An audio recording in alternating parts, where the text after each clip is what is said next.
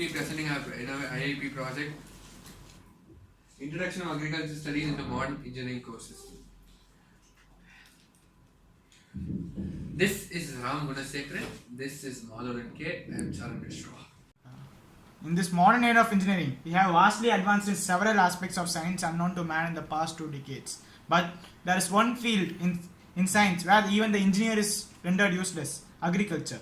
We as engineers live a sophisticated life and posh life. We create, design, program complex machines to solve our problem. Yet there is a huge amount of mental effort which is required to get the food which we eat. The technology to enable agriculture value to move up is not there. A lot of the produce is wasted or used in low value ways. This is a chart that shows the comparative yield of agriculture compared to agriculture yield in India and the world. You can see that the agriculture yield is very low in India compared to the US, China and the rest of the world. This problem starts from the low productivity of our farms despite having some of the most fertile alluvial soils, thousands of years of farming expertise and sunshine through the year. United States came out of nowhere when it came to tropical crops like rice and produced 3 to 4 times better yield.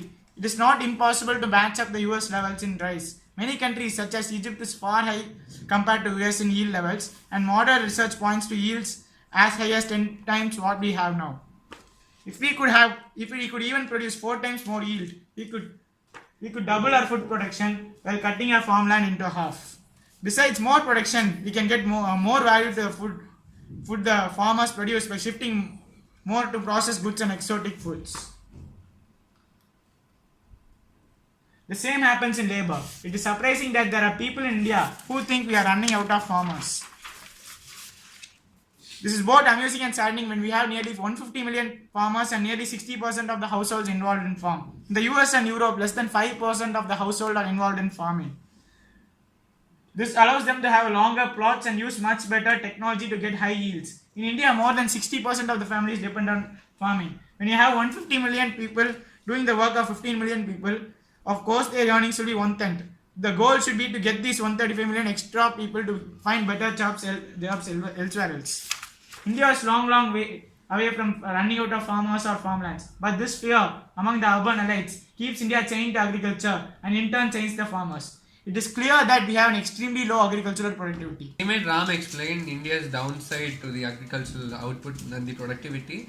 So we are going to look at some of the few causes which are one of the major causes for this low productivity. So as you can see here, there are around 17 points, but I'll just be going through the main points. The first one is small and marginal land holding size. That is, for example, in India, where even though India is the 7th largest country in the world, we are heavily populated. That is, we are densely populated. So now, and we around 70% of the population is in agriculture. So now this poses a severe problem as the land input doesn't change, but the population keeps on increasing. So a family has only a certain area, but it has to produce a high output of yield. So this is a major problem due to the fact that the land is constant. But say for example, the factors like water, sunlight, these are all what do you say? They are variable. So now that is one of the major problems that I feel, which poses to the low productivity. Second is lack of irrigation. Lack of irrigation in the sense that global warming, a lot of climate changes is here and there. So now compared to say a decade, not even a century but a decade, the water output, the water cycle is tremendously decreased. So now we know that water is the main source for agriculture. That also poses a serious problem. Now, lack of diversification. This is very essential because as you can see, for example, take the case of Tamil Nadu. Tamil Nadu, the major crop is only rice. So rice only takes up certain amount of nutrients from the soil. So now this is a great problem because only that portion of that nutrient, that mineral which is present in the soil is completely utilized. So, for example, take magnesium or calcium or sulfur. Rice doesn't take up much of magnesium, but it takes extremely amounts of potassium and calcium.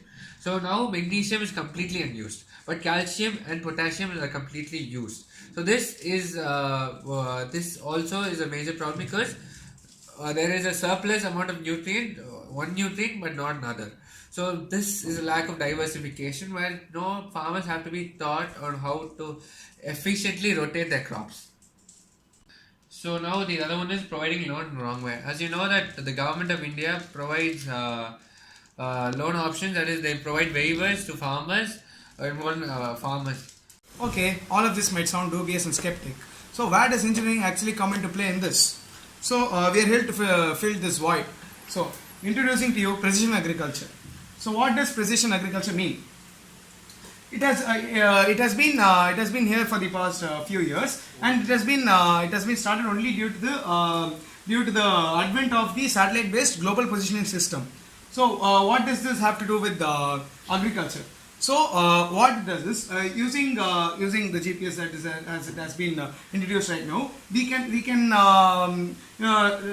learn about the nature of the soil. So how we are going to go into that.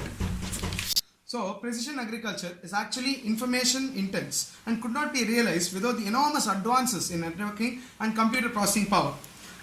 Precision agriculture as a crop management concept can meet much of the increasing environmental, economic, market and public pressures on arable agriculture. By the end of the new decade, more arable enterprises would have taken on the concept on a whole farm basis. In concise, precision agriculture can be termed as a subset of information technology. So the goal of precision agriculture is to ensure profitability, sustainability and protection of the environment.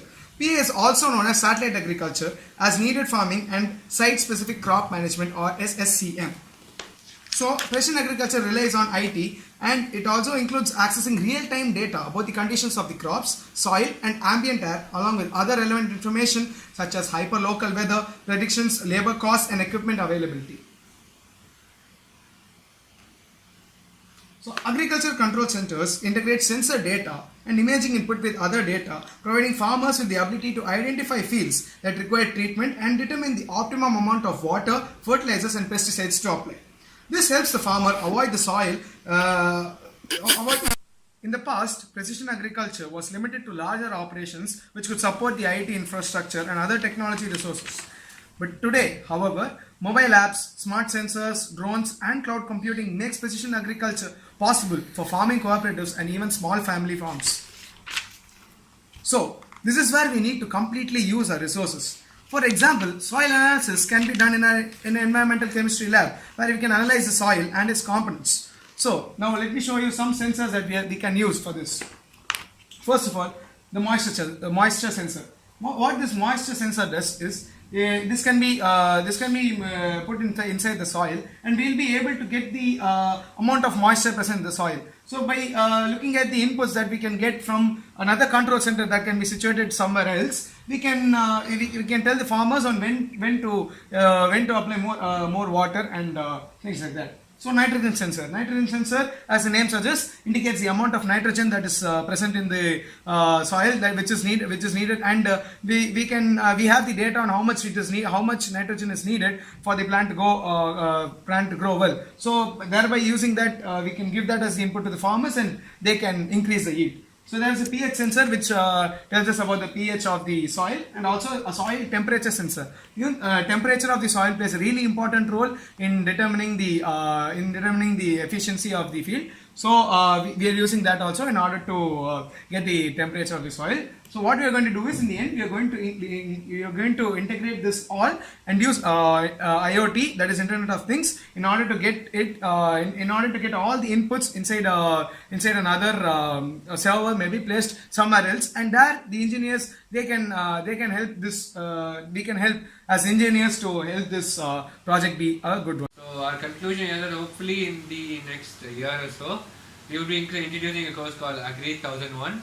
And maybe if that was successful, Agri 1002. Maalolan said regarding the soil analysis done in the chemistry lab, various inputs can be done, such as nitrogen, as he said, the nitrogen sensor, the moisture sensor, all of that prerequisite. We have all the prerequisite sensors needed for various analysis of soil regarding with aspects of agriculture. So now the goal is to implement this in the next year. Thank you. We have uploaded sites as a separate video in the below this. Check it out if you want further information.